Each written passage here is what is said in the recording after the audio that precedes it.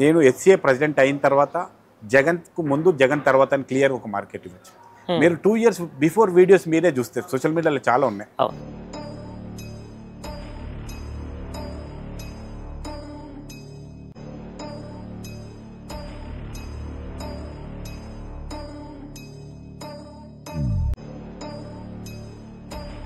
ఆ వీడియోస్ని ఇప్పుడున్న స్టేడియం ఉన్న వీడియోస్ని చూస్తారనుకో ఆ డిఫరెన్స్ తెలుస్తుంది. జగన్ వచ్చినాక మార్పు ఏంటో మీకు ఆటోమేటిక్ తెలిసిపోతుంది.